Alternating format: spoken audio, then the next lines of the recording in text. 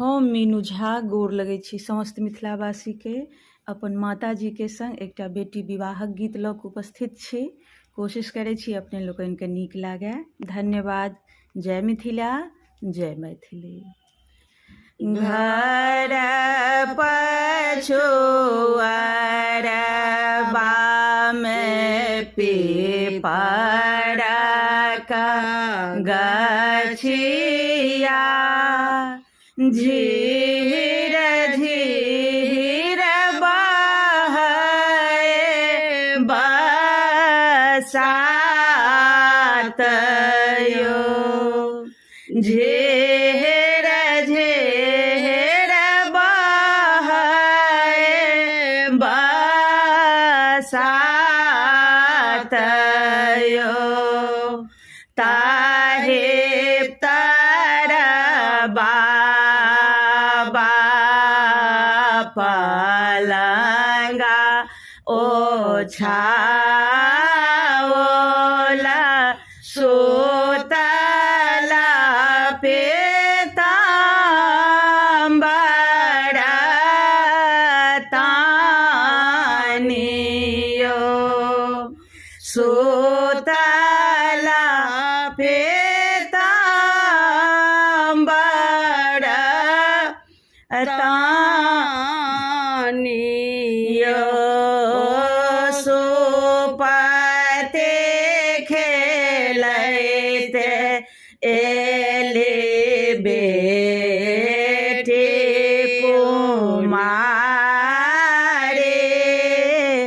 बाबा के देला जगायो, जकरा घर बाबा बेटी कुमारी, से हो कोना सुतल निश्चिंत यो, एतबा वचन जब सुनलनि बाबा, सुतल बाबा उठला छे हायो, सुते उठे बाबा भेला समतुलबा, चले भेला पंडित दुआरी यो, कहाँ गेला किया भेला पंडित पुरोहित, गुनी दिया लगन दिन यो, एक पोथी ताकल पंडित, दुई पोथी ताकल,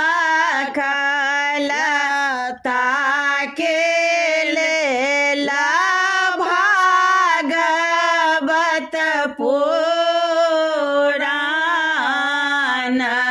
यो, अहाँके धिया लाए जंगल तप करै छै, ओहे होयत अहाँके जमाइयो,